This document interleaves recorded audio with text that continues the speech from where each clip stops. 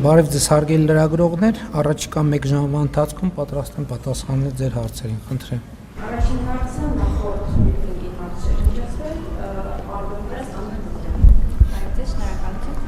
Պարոն վարչապետ Ռուբեն Ռուբինյանը նշել էր, որ ազգային ժողովի նախագահի պաշտոնը ստանձնելուց հետո չի կատարելու հատուկ ներկայացուցչի պարտականությունները, հետաքրքիր արդյոք հայտնի է թեկնածու, ով է լինելու, ով է շարունակելու այդ աշխատանքը։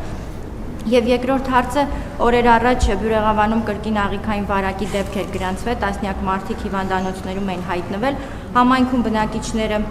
վստահ են, որ խնդիրը ջուրն է, հիվանդությունների վերահսկման կենտրոնը եւս մի քանի աղբյուրում հայտնաբերել է շեղումներ, բայց Վիոլա ջուրը պնդում է, որ ամեն դեպքում ջուրը չէ պատճառը։ Ես հիշեցնեմ, որ նաեւ 3 ամիս առաջ Գարնանը եւս նման դեպքեր գրանցվել նույն քաղաքում, որն է բաց է, ինչ աշխատանք չի արվել այս ընթացքում, որ նորից նման խնդրի առաջ են կանգնում։ Պետք է պատասխանները հիմնավորված ստացվեն եւ հետեւություններ արվեն Վիոլա ջուրը, մնացած մեր մարմինները եւ անհրաժեշտ որոշումներ կայացնեն։ Ընդհանրապես մենք պետք է իմանանք, որ նաեւ Հայաստանում ջրամատակարարման համակարգը լայնորեն քայքայված է եւ այդտեղ լուրջ ներդրումներ են անհրաժեշտ, բայց խնդիրը մենակ ներդրումը չի, որովհետեւ երբեմն մեզ թվում է, թե ներդրում արեցինք, այսինքն խողովակը քաշեցինք, դրանով հարցը լուծեցինք։ Եթե դա ամեն ինչը ամենօրյա սպասարկման չի ենթարկվի, ելի մենք ունենալու ենք նույն խնդիրները։ Ամենօրյա սպասարկման համար հարկավոր են որոշակի ներդրումներ։ Եվ այդ ներդրումները ընդհանրապես սխեմաներ ինչպես է աշխատում են այդ ամեն ինչը, այդ ռիսկերի կառավարումը նաև որոշակիորեն ներառվում է նաև սակագների մեջ եւ մենք պետք է նաև առերեսվենք այս խնդրի հետ, որովհետեւ այսօր բազմաթիվ բնակավայրեր կան, ես հիշում եմ իմ այցելությունը Հանրապետության գյուղերից մեկը դեռ պատգամավոր է այդ ժամանակ, եւ որ ես տեսա, որ մարդիկ իրենց տներում ֆիլտրեր դրած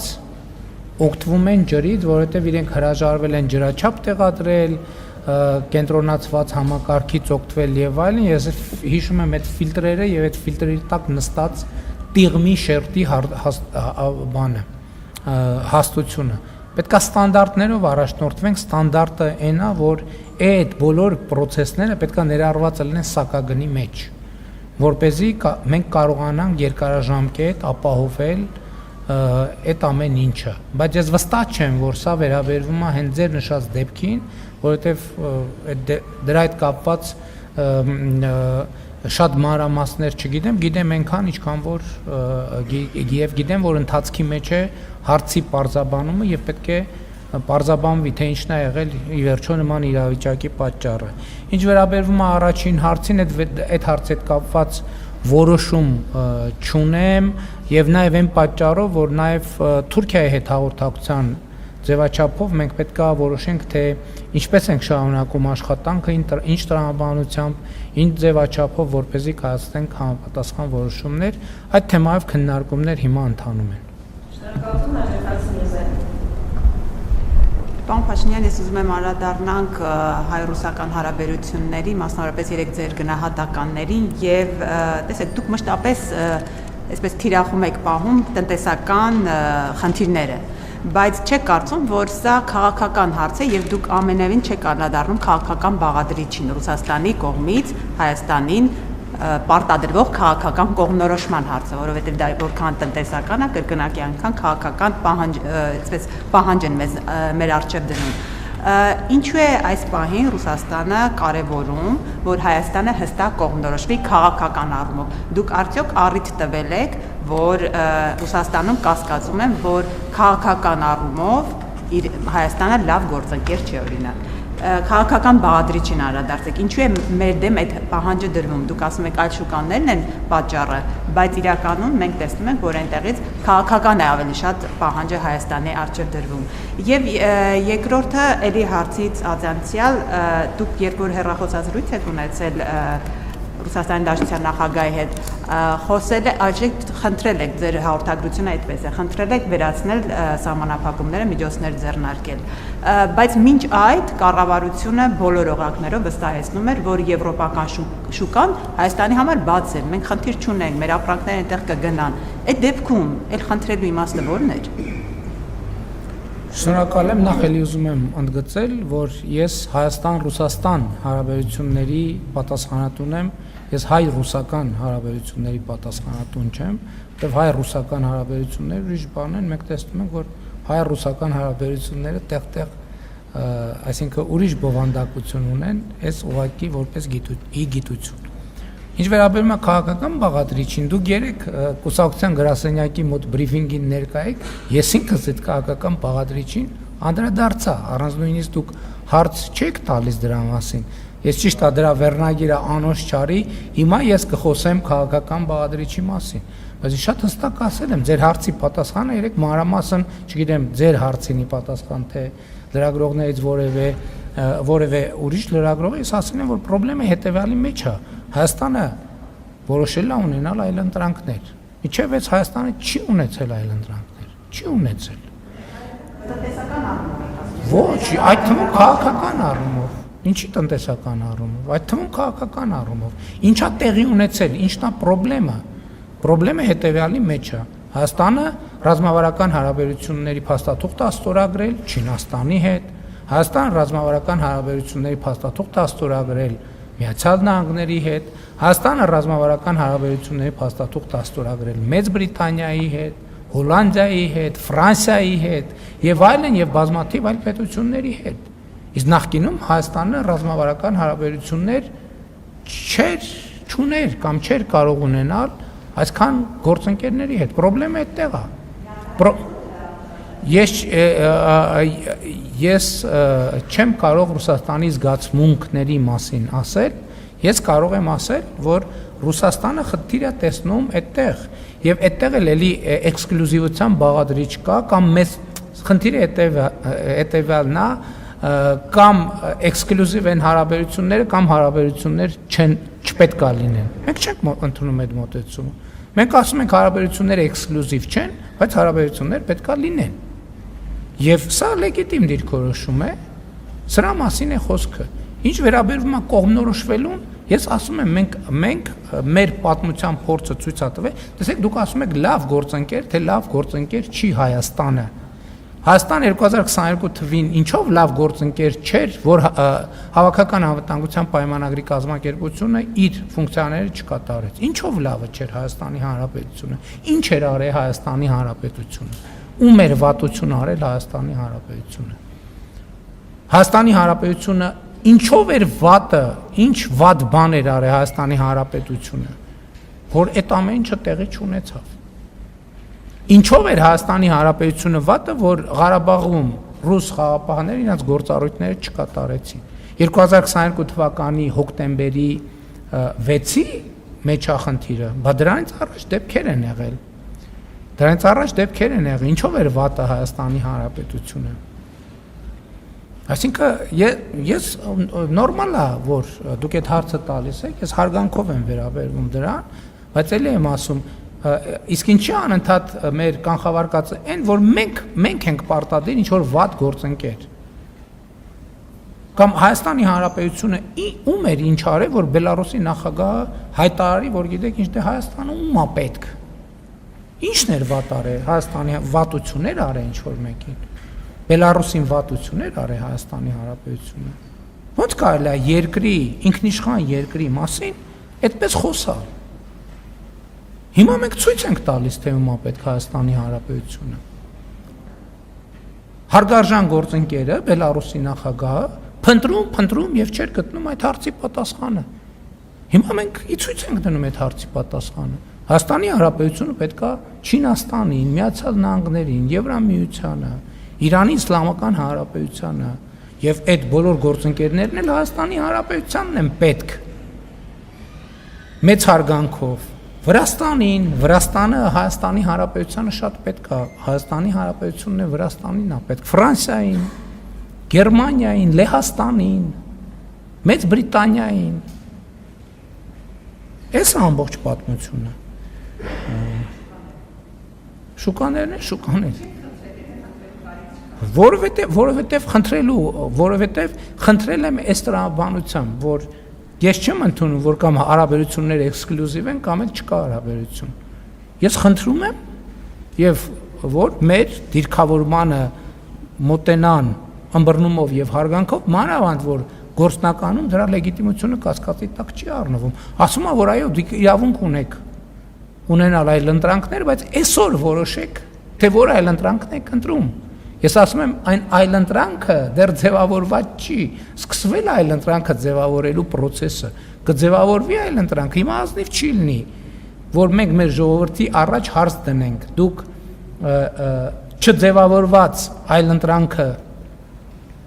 ուզում եք թե չեք ուզում, որտեղ մեր ժողովուրդը լիքը հարցեր կտա, որոնց պատասխանները մենք այսօր չունենք։ Կգնանք, կաշխատենք այդ հարցերի պատասխանները կձևակերպենք, կվերադառնանք եւ մեր ժողովրդին կհարցնենք։ Ես էլի եմ ասում, ես հարգանքով եմ վերաբերվում, որ Եվրասիական տնտեսական միության 4 երկրների ղեկավարներ մայիսի 29-ին ընդունել են հայտարարություն աջակցելով Եվրամիությանը անդամագրվելու հարցով հարակվե անելու գաղափարը Հայաստանի Հանրապետությունում։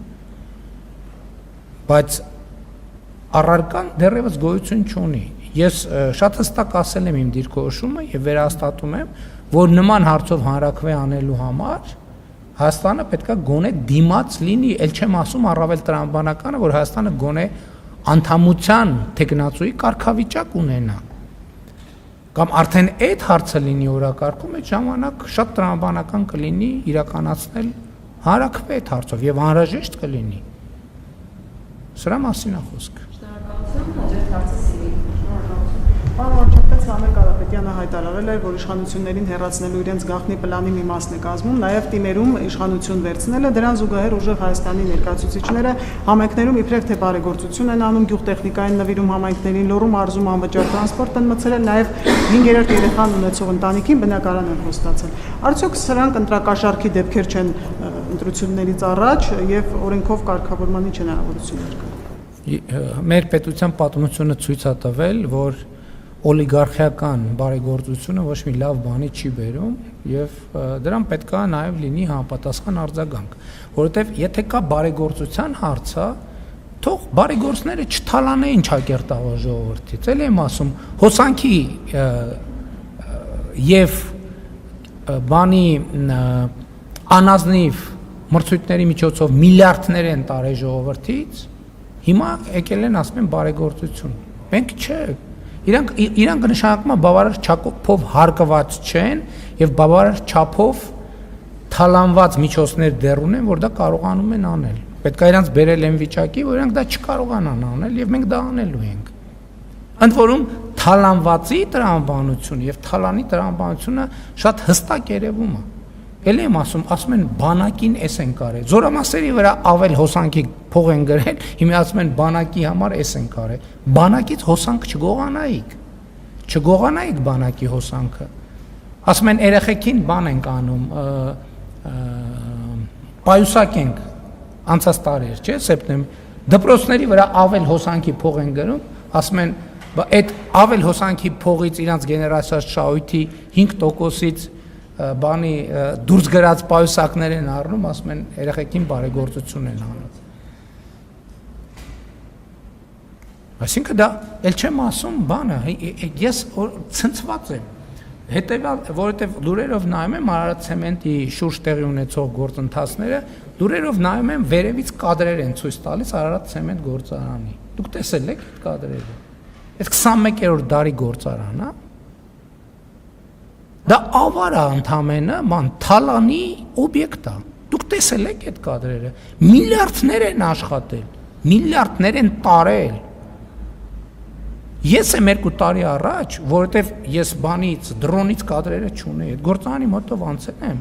պարոն Ծառուկյանի մի առիթով ասել եմ, ամոթ է, գոնե այդ բանը, այդ մուտքը այդ ինչ վիճակում է։ Ոնց որ գոմը լինի։ Միլիարդների շրջանառությունը գոնե կարակ այդ մուտքի հատվածը բան անեք, 2 կոպեկ փող դնեք, մի քիչ կարգի բերեք։ Մուտքի հատվածը, գնացեք նայեք վերևից, կերև այդ գործարանի սեփականատերն է այդ օգտագործողը, թե սեփականատեր չի։ Հիմա Փառք Աստծո անցել է պետության կառավարմանը, եւ ես համոզված եմ, որ ինչպես հեծի դեպքում դեռ շատ նորություններ կիմանանք բանից, ինչքան հեծում բացահայտումները շատանում են, այնքան կալուգացի օլիգարխի ցանկությունը նոր բարեգործություններ անելու ավելի մեծանում է։ Հասկանալիորեն ցույց տալու համար, որ այդ թալանածը մենակ իր համար չի, կիսվում է ինքը ժողովրդի հետ։ Ժողովրդի հետ կիսվելու մենակ մի ձև կա, դա պետական եւ համայնքային միջոցներն են, որովհետեւ դա է ժողովրդի գրպանը։ Ուրիշ մնացած տեղերում ուրեմն դա թակարդ է ժողովրդի համար, ինչպես տեսել ենք նախորդող շրջանում։ Շնորհակալություն, հաջորդ հարցը ազատություն։ Շնորհակալություն, պարոն վարչապետ, դուք անցած ամիս հայտարարել եք, որ մասնակցելու եք ԵԱՏՄ միջկառավարական խորհրդի նիստին, օգոստոսի 6-ից 7-ն է կարծեմ, ձեր որոշումը ուժի մեջ է, եթե այո, ինչ օրակարգով հաշվի առնելով, որ այդ հեռախոսազրույցից հետո դուք ասացիք, որ այսինքն հաղորդագրությունը այն մասին էր, որ եղած խնդիրների ուղղությամբ քայլեր ձեռնարկելու փոխարեն ռուսական կողմը շարունակում է պնդել իր դիրքորոշումը այդ հանրաքվեի մասով, այս պայմաններում որն է լինելու հայկական կողմի օրակարգը այդ մասնակցության ժամանակ եւ նաեւ ասացիք, որ երկար զրուցել եք, ես ուզում եի նաեւ հարցնել երկաթուղու հետ կապված, արդյոք քննարկում որևէ եղել է, թե այդ թեմային չեք անդրադարձել։ Երկաթուղու հետ կապված քննարկում չի եղել, բայց երկաթուղու հետ կապված մեր դիրքորոշումը շարունակում է մնալ նույնը։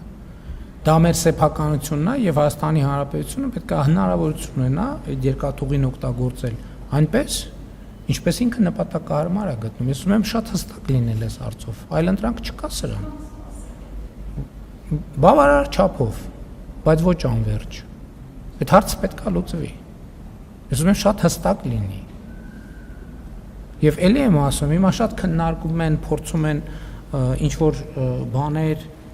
հիմնական Հայաստանի ընդդիմությունը միջայլոց բան արեք, կալուգացի օլիգարխի միջոցով, այս կթանկանա։ Հայաստանում էլ բաներ կա, որ անվճարը կարող է պարզվի, որ թանգանում է։ Կարող է բաներ կա, որ Հայաստանում գոյություն ունի 30 տարի անվճար, կարող է պարզվի, որ Հայաստանը կսկսի դրա համար տարեկան $2 միլիարդ ուզել։ Ասել կամ տարեկան $2 միլիարդ վարձավճար ունեցեք, կամ էլ մենք երկաթուղու մասին ակնարկի բան չկա, ես պարզ ասում եմ, որ Հայաստանի Հանրապետության սեփականությունն է դա եւ ուրիշ տարբերակ չկա։ Մենք ուզում ենք բարեկամական ձևով այդ խնդիրը լուծենք։ Բարեկամական ձևով։ Բայց նաեւ մենք այդ խնդիրը բոլոր դեպքերում պիտի լուծենք բարեկամական ձևով, բայց նաեւ էլի դե յուրե կարող է հարց ծագի, որ մենք դե յուրե որոշումներ կայացնենք։ Եթե անհամաձայնություն կա, հետո կգնանք արբիտրաժում բան կանենք, կքննարկենք։ Ինչ արած արբիտրաժի մասին հիշում եք այստեղ ինչ խոսակցություններ տեղի ունենում, որ արբիտրաժը բանը հեցի նախկին սեփականատերերը բաները կալուգացին արբիտրաժում հաղթել է։ Երբ որ այս շենքում պարզվեց իրանք մարդուն էին, այդ մարդուն երբ որ շենքից դուրս հրավիրեցինք, արբիտրաժում ասում եք կոռուպցիա, բայց կոռուպցիա չի, իմիջիայլոց որևէ մեկը հետաքննել է այդ մարդու գործունեությունը, որ գրություն էր գրել, ստեղ բան կար, չէ, պարտականությունները կատարող, գրություն էր գրել, իր գրության հիման վրա աղմուկ էր, որև ես իրավապահ մարմիններին եմ դիմում, որևէ մեկը քննել է, հետո գնաց մի ամսից հայտնվեց եռագլուխ կուսակցության պոչում։ Որևէ մեկը քննել է, սա կոռուպցիա է, թե կոռուպցիա, այդ ինչ կապեր են գործը։ Ես հիմա նաև հրապարակային առիթից օգտվելով հաղորդում եմ տալիս հանցագործության մասին հնարավոր, չգիտեմ։ Որևէ մեկի անմեղության կանխավարկածը չեմ ուզում խախտեմ, բայց ես կարծում եմ, որ կոռուպցիայի կանխարգելման հանձնաժողովն էլ իրավապահ մարմիններն էլ պետք է քննարկեն։ Ոնց կարա պարզի, որ շենքում մասնավոր ընկերության շահերը սպասարկող մարդ ա եղել, հետո գնացել է։ Պետք է ստուգվեն հաշիվները, պետք է ստուգվի ունեցվածքը։ Տենակ այդ մարդը այդ ինչ էր անում, ստեղից բաներ, լրատվական ու քաղաքական դաշտի ինֆորմացիաներ էր տալիս եւ անտրամաբանական գրություններ, հատե լրագրողները տերորի մեջ, վայ, կառավարությունը արբիտրաժում պարտվելու է, բա ինչի՞ չեք լուսաբանում, որ ջախջախվել են արբիտրաժում։ Որովհետեւ բաները տրոյական ձին հանել ենք շենքից դուրս։ Հիմա իրավապահներին կոչ եմ անում, հաղորդում եմ տալիս, թող տրոյական ձիու գործունեությունը քննեն, կոռուպցիայի կանխարգելման հանձնաժողովը քննել է, Քննելա կոռուպցիա, ես նաև պատասխան եմ պահանջում ինստիտուտներից, քննել են այդ դեպքը, թե չեն քննել։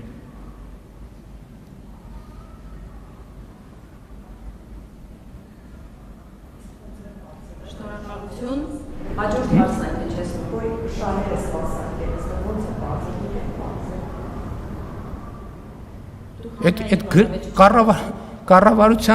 Կառավարության դիրքորոշմանը հակասող գրություններ է գրել այդ մարդը։ Վարչապետի հանձնարարականին հակասող գրություններ է գրել այդ մարդը։ Պետք է դիրավական գնահատականի, հետո գնացել է հայտնվել Եռագլուխ կուսակցության պոչի ցուցակի մեջ։ Այս պատահական է։ Այդ տենց պատահական, հա տենց ստացվեց։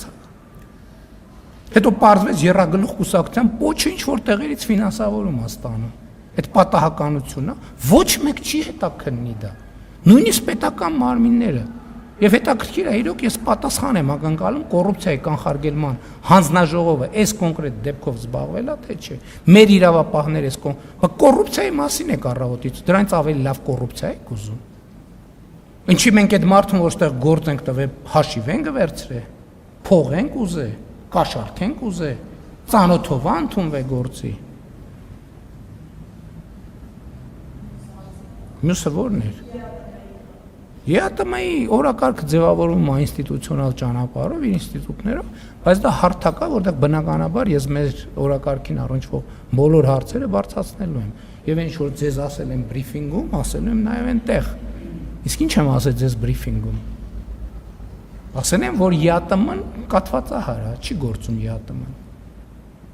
Եթե ԵԱՏՄ-ի պայմանագիրը չի գործում, չի գործում ԵԱՏՄ-ն։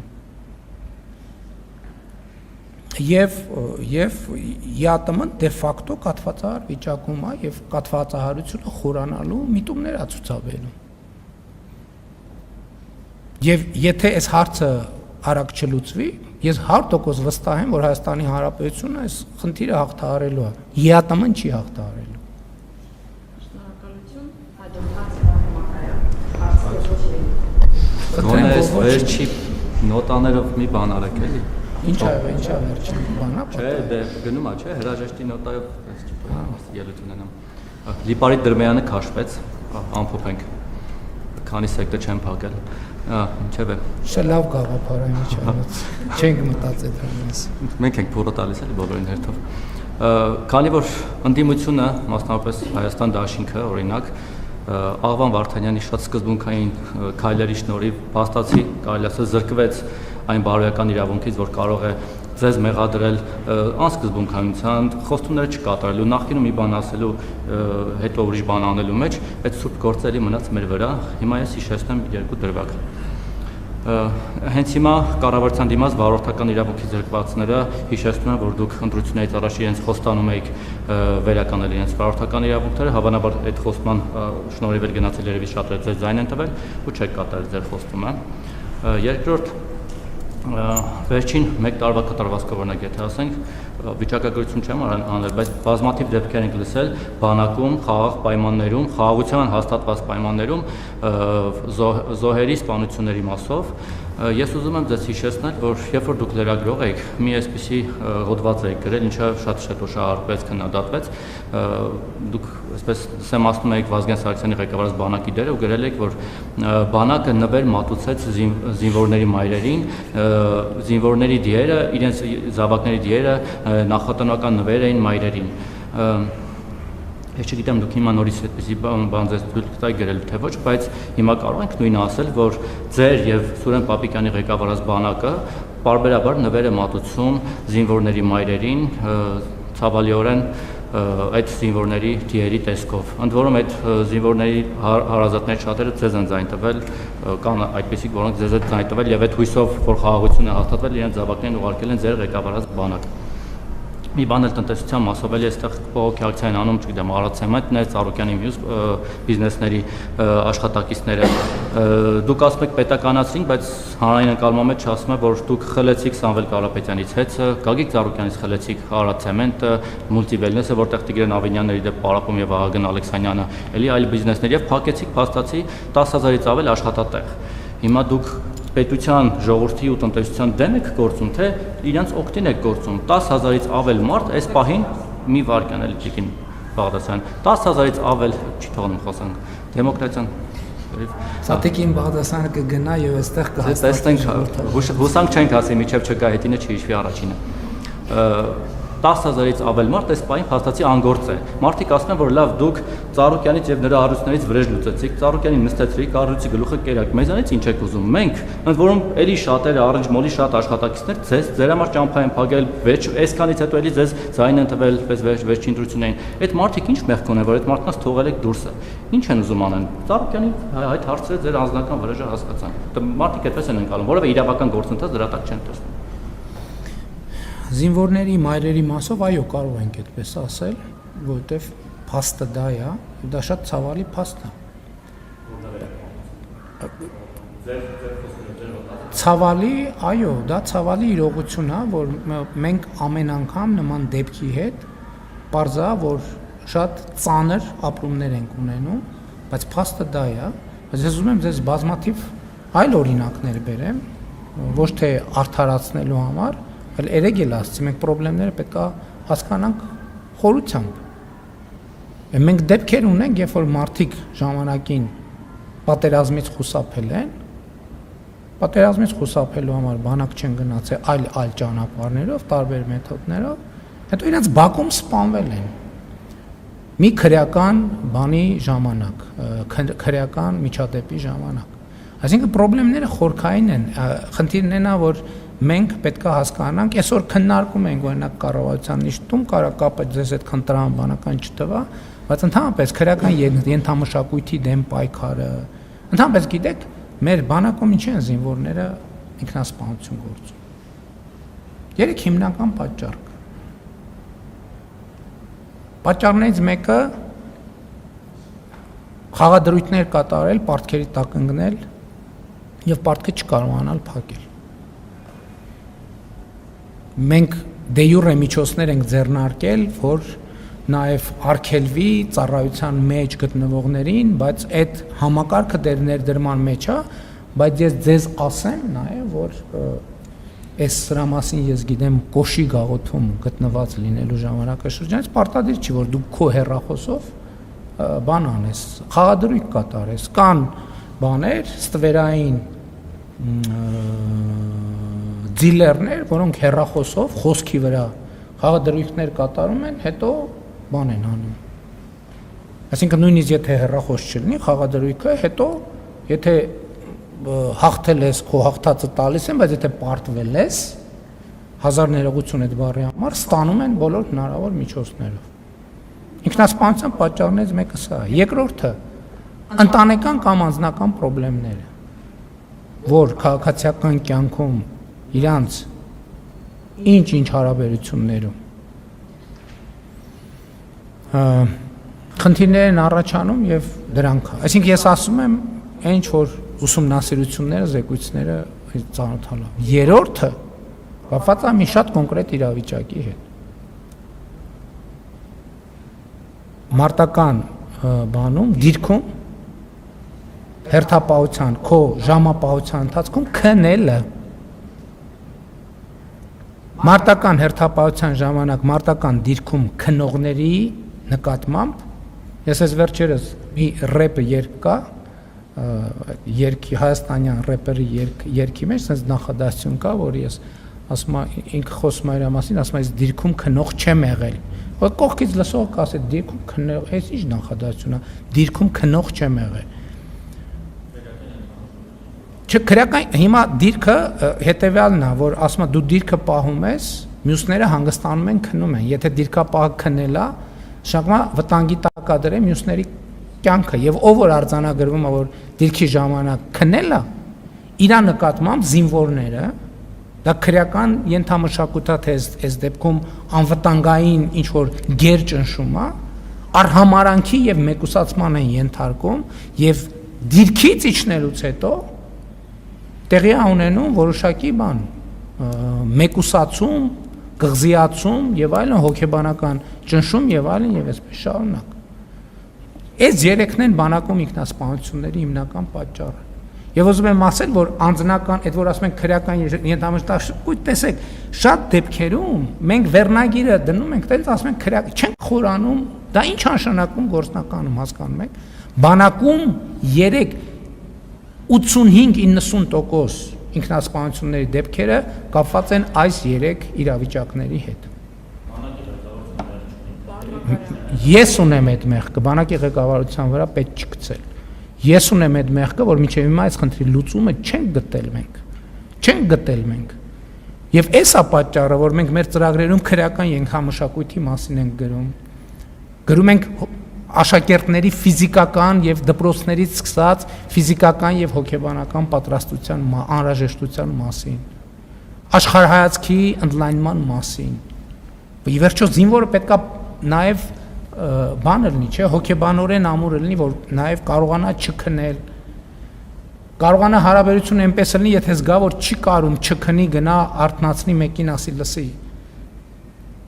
արի կես ժամով չեմ կարում, աչքս կպնում է։ Դա արդեն քրեական որ փոխօգնության է տրամաբանությունը, ոչ թե մեկուսացման։ Ես նկատի ունեմ վերնագրերը մեծ շատ դեպքերում եւ այդ առումով շնորհակալ եմ հարցի համար, որ հնարավորություն տվեցիք այս մանրամասները բացեմ, որտեղ համոզված եմ լրագրողների մի մասը գիտեն ես, բայց հանրության մեծամասնությունը չգիտի։ Պարոն Մակարյան, ձեր հարցը հնչեցրել եք, գործընկերները սպասում են։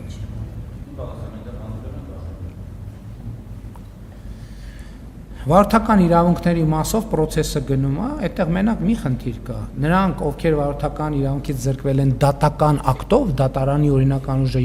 ու դատարանի ակտը մտել ուժի մեջ, այդտեղ կառավարությունը չի կարող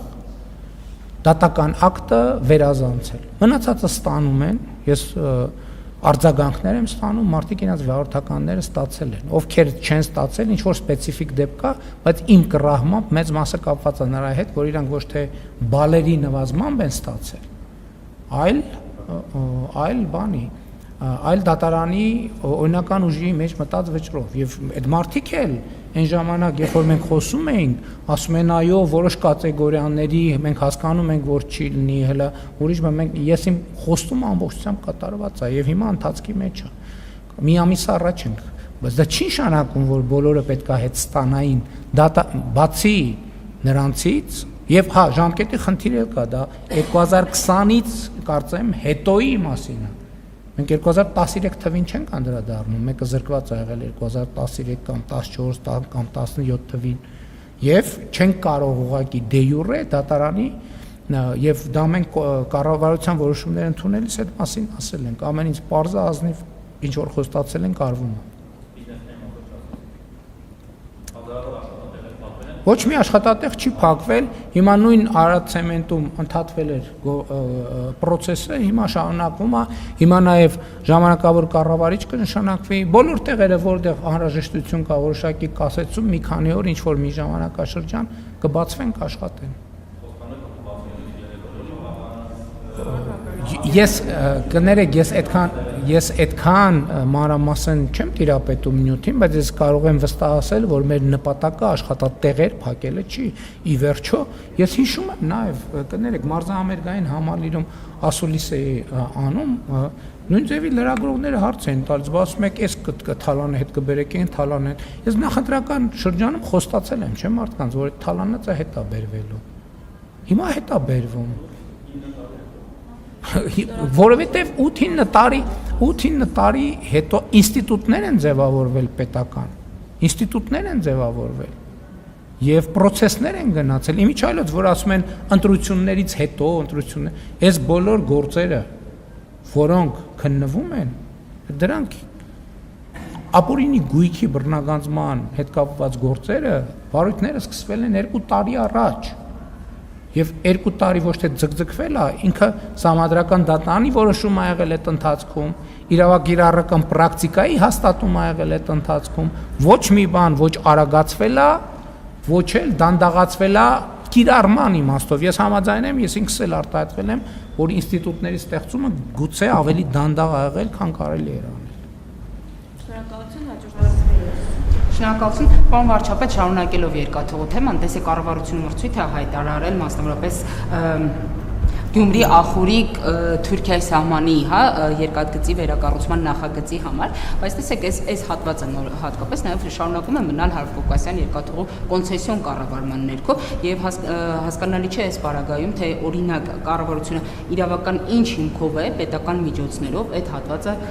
վերականգնելու, օրինակ կամ վերակառուցելու աշխատանքներ իրականացնելու եւ բացի դրանից խնդրում եմ, քանի որ քիչ առաջ էլ գործընկերոջս հարցինի պատասխան դուք նշեցիք, որ կառավարությունը Հայաստանի սեփականությունն է,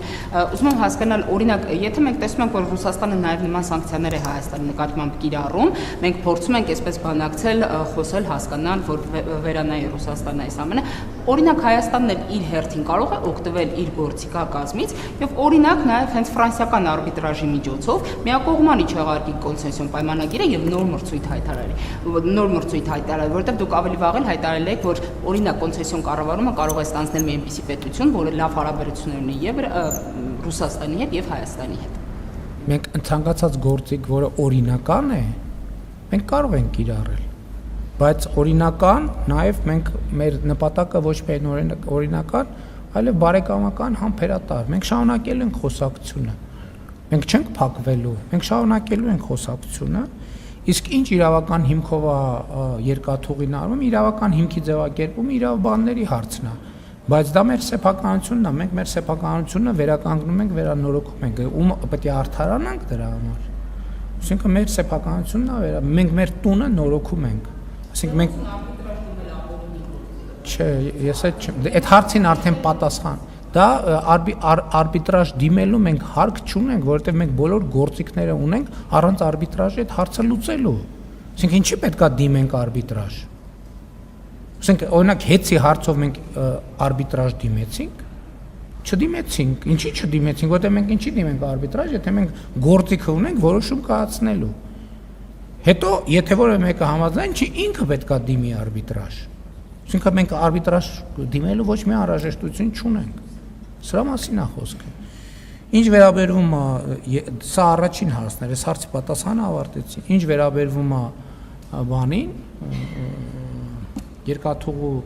վերականգնումը, մեր երկաթուղին է վերականգնում ենք, ինչ խնդիր կա։ Իրավական ներողություն եմ խնդրում,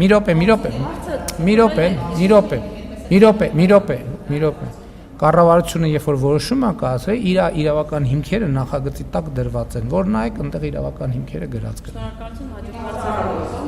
Ինչի՞։ Ինչ աուդիտ։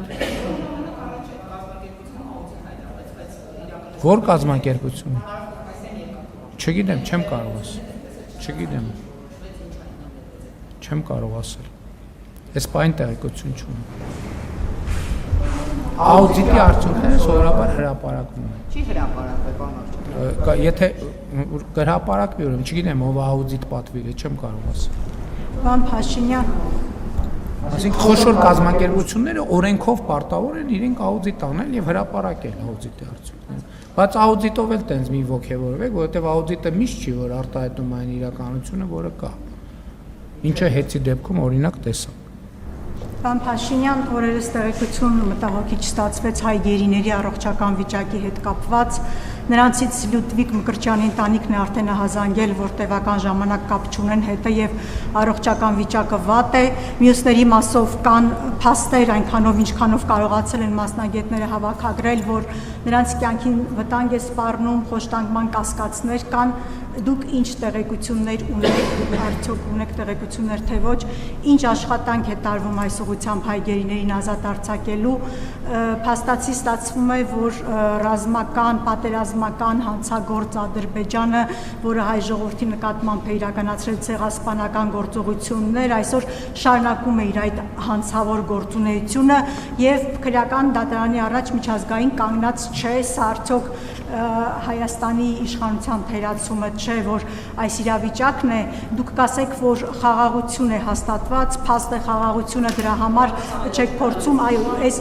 հարցն եմ, ուզում եմ այդ հարցին էլ էլի անդրադառնալ, եթե կասեք, որ խաղաղություն է հաստատված, դրա համար չեք բարձրաձայնում այդ հարցերը, փորձում եք այդ ճանապարհով, ուզում ենք նաև հետաքրքիր է հասկանանք, թե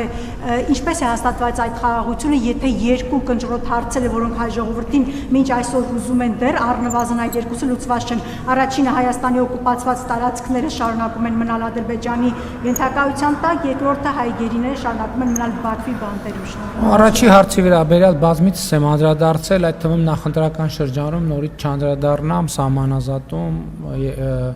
երկու երկրների հանձնաժողովների համատեղ գործունեության կանոնակարգ եւ այդպես շարունակ։ Երկրորդ հարցի վերաբերյալ մեր պետական ինստիտուտները ամենօրյա ռեժիմով աշխատում են, որպեսզի նախ տեղեկատվությունը ճշտեն, որտեղ հնարավոր է աջակցություն ցուցաբերել եւ ելի ուզում եմ պատասխանատու ձևով ասել, որ մշտական ռեժիմով աշխատանք է տարվում այդ խնդիրը լուծելու համար եւ մեր փորձը նախկին ցույց է տվել, որ աշխատանքը շատ թե քիչ արդյունավետ է այն պարագայում, երբ որ արվում է լուր կոնֆիդենցիալ եւ հիմա էլ այդ լուր կոնֆիդենցիալ աշխատանքը արվում է։ Շնորհակալություն, հաջորդ հարցը Ֆակտոր։ Շնորհակալություն, պարոն վարչապետ, դրսում բողոքող բարդները Արցախում բարդական իրավունքները կորցրածներն են, որոնց վրա այս նոր օրենսդրական կարգավորումը չի տարածվում, այս մասով նրանք հետաքրքրվում են, թե ինչ լուծում է լինելու, արդյոք հնարավոր է այնպիսի կարգավորում, որ նրանց վրա էլ տարածվի, որտեղ ասում են մռոյում իրենց ասել են, որ դուք Արցախում եք կորցրել, չեք կարող ստեղ ստանալ բարդական իրավունք, հետո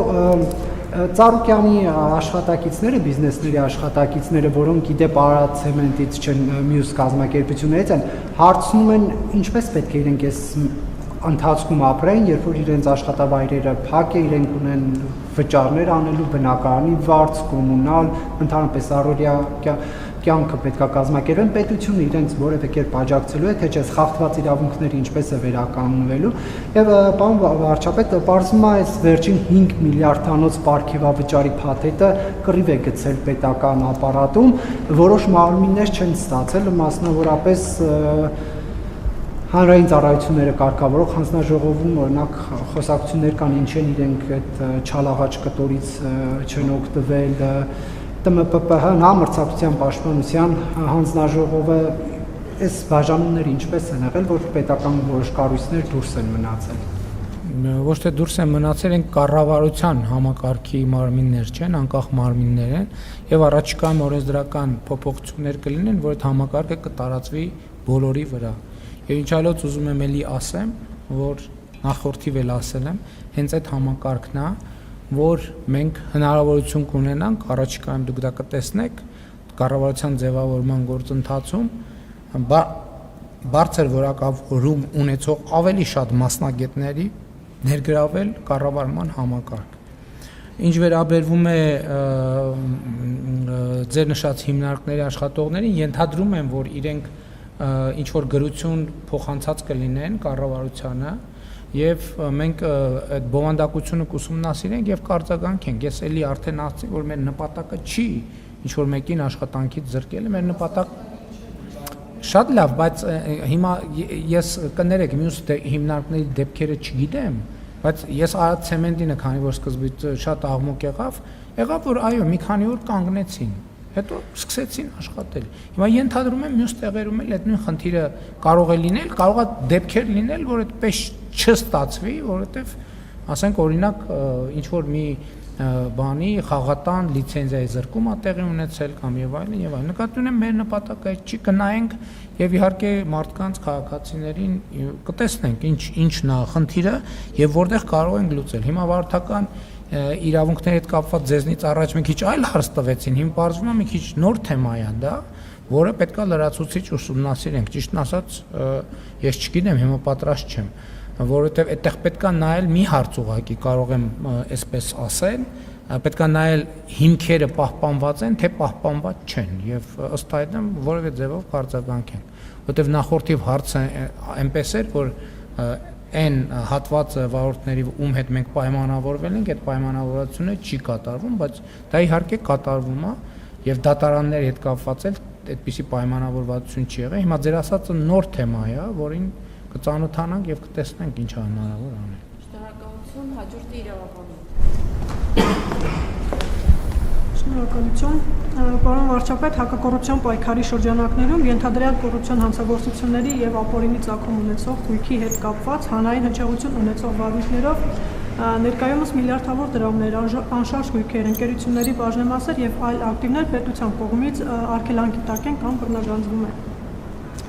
Գործող հակակոռուպցիոն ռազմավարության միջոցառումների ծրագրով կառավարությունը պարտավորվել է կատարելագործել այդ գույքի կառավարման կառուցակարգերը միջազգային լավագույն փորձի հիման վրա։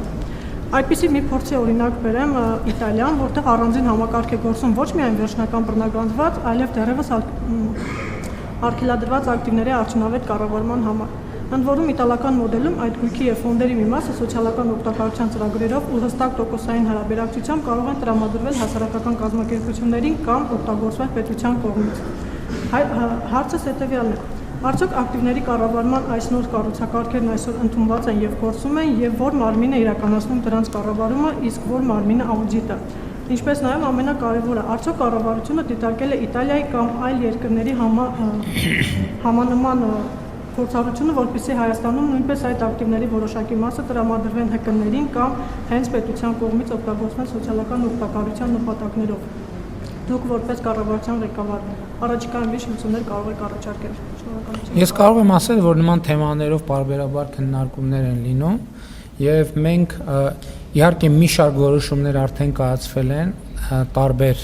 ուղղություններով, որովհետեւ ձեր հարցը շատ բազմաշերտ է, մյուս մասերով էլ քննարկումներ գնում են, որպեսզի կարողանանք լավագույն լուծումները գտնել։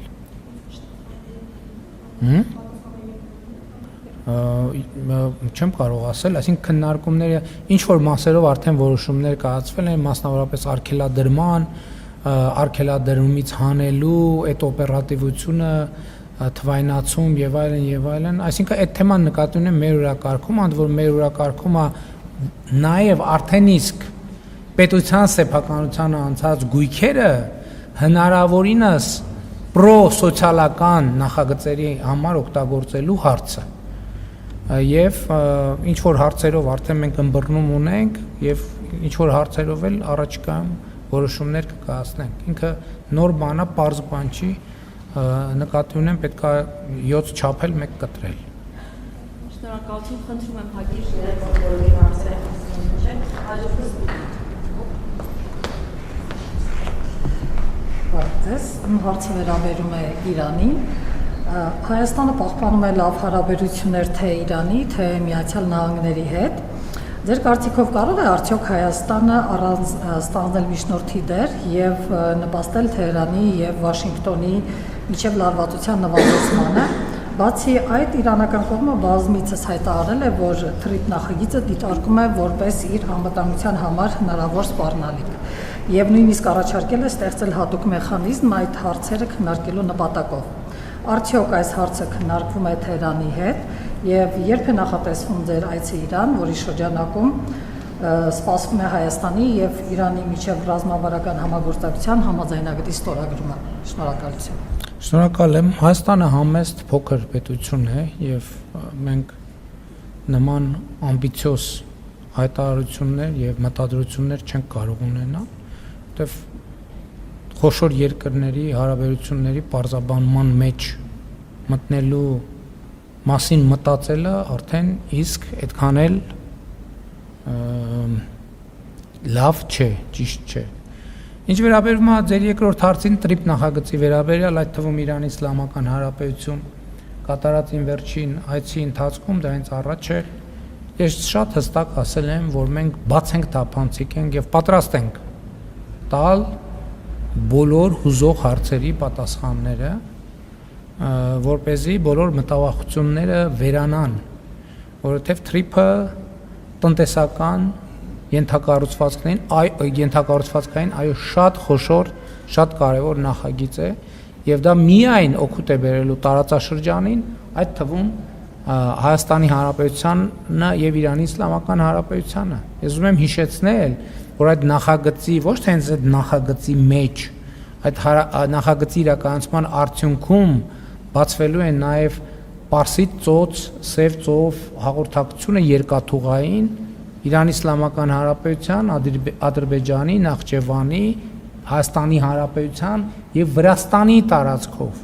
Եվ սա այն ուղղություններից մեկն է, որը իջիկ է դարձնում այն քննադատությունները, թե այս նախագծի իրականացումը տարածաշրջանի որևէ երկրի դուրս է թողում։ Ընդհակառակը, Սա ներգրավող նախագիծ է եւ իհարկե դրան խանգարող հանգամանք կարող է լինել տարածաշրջանային անկայունությունը։ Ես հույս ունեմ, որ հնարավորինս շուտ կայունություն կհաստատվի, որպեսզի մենք այս բոլոր կառուցողական նախագծերը կարողանանք իրականացնել։ Չգիտեմ, չեմ կարող ասել, կտեսնենք։ Պայմանավորվածություն կա, ժամանակ կոնկրետությունը պետքա դե առաջիկայում կառավարություն ձևավորվի եւ այլն եւ կտեսնենք։ Շնորհակալություն, հաջորդ հարցը իշխանություն։ Պարոն Փաշինյան, դուք կրկին ասացիք, որ ռուս խաղաղապահներն են Արցախը հանձնել։ Խնդրում եմ հստակեցնել, երբ են հանձնել, այն ժամանակ, երբ դուք Պրահայում ճանաչեցիք Արցախը Ադրբեջանի մաս, դրանից հետո, թե դրանից առաջ, եւ այս խոսույթի հետ կապված Մարիա Զախարովան էլ վերջերս անդրադարձել, ասում են, որ ռուս խաղաղապահներին մի մեղադրեք, Արցախը հանձնել է Նիկոլ Փաշինյանը։ Լավ, եթե ռուսները ամեն դեպքում հանձնել են ռուս խաղաղապահները, դրանից հետո ձեր կառավարությունը նույնիսկ թույլ չի տալիս, որպեսզի պետական պաշտոնյաները թանգարանի տնօրենը Արցախին վերաբերող որևէ քննարկում կամ գիրք անգամ նվիրի, աշխատանքից անմիջապես ազատվում է։ Վլադիմիր Պուտինի եւ Ռուսաստանի հետ հարաբերությունների մասին ամեն անգամ, երբ հարց ենք հնչեցնում, դուք հիշում եք Լուկաշենկոին, այնպեսի տպավորություն է, ասես Պուտինի մուրը Լուկաշենկոից է քանում, ինչով է պայմանավորված, այդքան մեծ դերակատարություն ունի հայ-ռուսական հարաբերությունների մեջ Վլադիմիր Պուտինը։ Ալեն Սիմոնյանի հետ կապված ուզում էի հասկանալ, որևէ որոշում կայացրել եք թե ոչ, եւ ճիշտ է արդյոք տեղեկությունը, որ ցանկացել է Մեծ Բրիտանիայի դեսպան լինել։ Թերևս այսքանը։ Ոչ, ճիշտ չի տեղեկությունը։ Ես մուռ չունեմ, որ հանեմ։ Ինչ վերաբերում է ձեր առաջին հարցին, գիտեք, այդ թեմաներով այնքան ենք խոսել եւ արդեն երկու ընտրություններում այդ բոլոր թեմաները պարզաբանվել եւ Հայաստանի ժողովուրդն էլ արձագանքել այդ թեմաներին, այնպես որ անդադ նույն հարցը ծամծմելը չեմ կարծում թե որևէ իմաստ ունի։ Համենայն դեպս, եթե ձեր նշած հարցերի իմ բովանդակային պատասխանը հետաքրքիր է իրոք ձեզ, դուք եթե ոչ հազարավոր, հարյուրավոր էջերով նյութեր, եթե ոչ տասնյակ, մի քանի ժամանոց տեսանյութեր իմ պարզաբանումները կարող եք տեսնել համացանցում։ Շնորհակալություն, հաջորդ հարցը Շնորհակալություն։ Պարոն վարչապետ, Հայաստանից Ռուսաստան արտահանումների սահմանափակումները վերացնելու հետ կապված երկկողմ հանդիպումները, քննարկումները կարծեք թե արդյունք չեն տալիս։ Հետաքրքիր է այդ առումով արդյունքի հասնելու հնարավորությունները համարում եք սպառված են եւ եթե այո, ինչ հետևանքների հետ է Հայաստանը գործ ունենալու եւ ինչքանով է պատրաստ դրան։ Ոչ, ես արդեն ասացի, որ մենք չենք պատրաստվում դադարեցնել խոսակցությունը, երկխոսությունը, գործընկերային քննարկումները, դա կլինի ամենասխալ ճանապարհը եւ մենք չենք գնա այդ ճանապարհով։ Ինչ վերաբերում ընդհանուր process-ին, ես էլի ասում եմ, կառավարության նիստին եթե հետևել եք, այնտեղ էլ եմ ասել, որ տեսնում եմ, որ շատերը կամ մի հատվածը հանրային կամ քաղաքական կամ լրատվական դաշտի իրադրությունը գնահատում են որպես ճգնաժամ, մենք իրադրությունը գնահատում ենք որպես հնարավորություն։ Այս ամեն ինչը հնարավորություն է մեր տնտեսությունը ի վերջո իրոք դիվերսիֆիկացնելու եւ իրոք զարգացնելու իրոք բերել ստանդարտների։ Նոր տեխնոլոգիաները զարգացնել, կուտակիչ կայանների տեխնոլոգիաները զարգացնել, շարունակել վերականգնվող էներգետիկայի զարգացումը եւ այլն եւ այդպես շարունակ։ Շնորհակալություն, Շնորհակալություն, պարոն Փաշինյան, ձեր խոսքի որպես շնորհակալություն, Հայաստանի տնտեսական դիվերսիֆիկացիան, որը ձեր կառավարությունը հայտարարել դեպի Եվրոպա, կարծես այդքան էլ հեշտ չի գնում, ամեն դեպքում շատ խոչընդոտներ կա, ինչը հենց ուղիղ անդրադառնում է քաղաքացիների վրա, տեսնում են գրեթե պարբերական բնույթով տարբեր ֆերմերներ, գյուղացիներ գրեթե ամեն օր ակցիաներ են իրականացնում։ Ես ուզում եմ իմանալ կառավարությունը կոնկրետ այս քաղաքական ու տնտեսական հարցի մի կողմ, կոնկրետ այս քաղաքացիներին, ովքեր իրենց հացի այսպես այսպես ասած համար են իրար առօրյա խնդիրների համար են պայքարում, կոնկրետ ինչ առաջարկներ ունի եւ ինչպես ձեր խոսքից ենք հասկանում, դուք եւս կողմ եք Ռուսաստանի առաջարկին հանրաքվեի հետ կապված։ Ուզում եմ իմանալ, սա ինչ ժամկետում եք պատկերացնում հանրաքվեի անցկացումը եւ ինչ մեխանիզմով եւ եւս մեկ հարց, պարոն Փաշինյան, դատախազությունը փաստորեն ընթացք տվեց Տիկին Աննա Հակոբյանի հաղորդմանը, հա, երբ որ նա ասում էր, որ իր հրապարակումներից հետո կյանքին սպառնալիքներ է ստանում։ Ես ուզում եմ իմանալ, դուք տեղյակ եք ինչ սպառնալիքների, ինչի մասին է խոսքը եւ արդյոք եթե օրինակ հասարակ քաղաքացին ես կամ հա մյուսը նման գրառում հրապարակմանային դատախազությունը այսքան արագ կգործեր ու միանգամից ընթացք կտար։ Կարծում եմ իրավապահները հանցագործության դեպք պարունակող ցանկացած դեպքի պարտավոր են արձագանքել եւ արձագանքում են, այդտեղ իհարկե պետք չի ժխտել, կախված է նաեւ հայտարարությունների տեսանելիությունից, որովհետեւ հնարավոր է ինչ որ մի քաղաքացի իր էջում այդ թվում գրի եւ տեսանելիության խնդիր լինի, այսինքն սոցիալական ցանցերում որոշ պարզա որ որոշ մարդկանց գրածները ավելի տեսանելի են, որովհետեւ մամուլն է հետո դա տիրաժավորում եւ այլն եւ դա դառնում է ավելի տեսանելի եւ արձագանքնել համապատասխանաբար էլի դառնում է ավելի տեսանելի։ Ինչ վերաբերվում է տեղյակ եմ արդյոք ինչ սպառնալիքների մասին է խոսքը, այո, տեղյակ եմ ինչ սպառնալիքների մասին է խոսքը։ Ինչ վերաբերվում է ձեր առաջին հարցին, ես ասեմ, որ մենք բազմաթիվ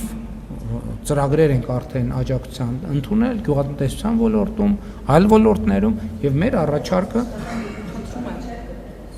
գիտեք, մենք զարգացման ծրագրեր ունենք, որոնք 2019 թվականից գործում են եւ ուժի մեջ են եւ բոլոր այն տնտեսվարողները, ովքեր այդ ծրագրերից օգտվել են, համոզված եմ կամ իրենք այսօր խնդրեմ չունեն, կամ իրենց խնդիրները շատ ավելի մեղմ են։ Շնորհակալություն վերջին հարցը։ Այո, կան նորություններ։ Կան նորություններ, առաջիկայում կիմանաք այդ նորությունները։ Եվ վերջին հարցը։ Պարոն Փաշինյան, Տիկին նախարար Դավիթ Խուդայցյանը խոսելով Իրանի այցի մասին նշել էր, որ կա հնարավորություն իրանական գազի ներկրման ծավալները գոնե 2 անգամ ավելացնելու։ Ինձ հետաքրքիր է դա ոնց կանդրադառնա ընդհանրապես գազի ծավալների ներկրման կառուցվածքի վրա, մասնավորապես ռուսական գազի, եւ կարեւորը ինչպես կանդրադառնա վերջնական սպառողի համար գազի սակագնի վրա։ Եվ երկրորդ հարցից, եթե կարելի է, Արսեն Թորոսյանը նշել էր վերջերս, որ Հայաստանում շարունակում է ծնելիությունը նվազել։ Դա ձեզ անհանգստացնում է, կառավարությունը ունի արդյոք նոր կոնկրետ ծրագրեր այդ մասով, որպեսզի ծնելիության նվազումը կանգնեցնի, խթանի դեմոգրաֆիկ աճը եւ եթե այո, երբ կարող են տրվել այդ ծրագրերի մեկնարկը։ Շնորհակալություն։ Այդ ծրագրերի մեկնարկը տրված է վաղուց 2022 թվականից սկսած եւ դրանից առաջ էլ մենք բարբերաբար ծրագրեր ենք ընդունում եւ շարունակելու ենք այդ ուղղությամբ ծրագրեր ընդունել։ Իրոք բազմաթիվ ծրագրեր ունենք, սկսած ընտանիքում երեխայի ծննդյան դեպքում հիպոթեկային վարկի աջակցությունը եւ այլն, արհեստական բեղմնավորման ծրագրերը, այլ ծրագրեր, ժողովրդագրության ռազմավարությունն ենք ընդունել, որը պետքա իրականացվի, բայց խնդրեմը դեռ կա եւ պետքա շարունակենք աշխատել։ Հա? Քննարկման մեջ են տարբեր գաղափարներ կան, այդ գաղափարները կնայենք, կդիտարկենք, բայց ընդհանուր առմամբ էլի ասում եմ, կարծում եմ, որ բարեկեցության, անվտանգության աճը նույնպես, որը ուղիղ դրա հետ կապ չունի, բայց իհարկե ունի որոշակի եւ շատ էական կապ։ Ինչ վերաբերում է գազի ներմուծման կառուցվածքին, դա հնդածս կտեսնենք, դա կախված է կոնկրետ ծավալներից, թե ինչ իրականում տեղի կունենա, ինչ կոնկրետ պայմանավորվածություններ ձեռք կբերվեն եւ ինչ կոնկրետ վիճակագրական տվյալներ կարձանագրվեն։ Դες գիտեք, եկեք հիմա դեռ քննարկումները հազիվ սկսած մենք արդեն հերրուն գնացող հետևություններ ենք անում։ Եկեք տեսանելի միջակայքում խոսենք, երբ որ կլինեն ավելի շոշափելի տվյալներ, իրար հետ կկիսենք, կքննարկենք։ Շնորհակալություն, սա Վաշին հարցն է։ Հարգելի գործընկերներ, շնորհակալ եմ, ինչպես գիտեք, Տիկին Բաղդասարյանը դադարեցնում է վարչապետի մամուլի խոսնակի դերում իր պաշտոնավարումը, ես ուզում եմ նրան շնորհակալություն հայտնել եւ առիթից ուզում եմ օգտվել եւ տեղեկացնել, որ վարչապետի մամուլի քարտուղարի պաշտոնում կնշանակվի Մելանիա Հարությունյանը, համեցեք Տիկին Հարությունյան, եւ հույս ունեմ կհաջողվի համագործակցել եւ իհարկե մեր այս քննարկումների ձևաչափը առաջիկայում կպահենք եւ կպահպանենք։ Շնորհակալություն այսքանը Տիկին Հարությունյան, ձեզ էլ հաջողություններ եմ մաղթում։ Շնորհակալ եմ։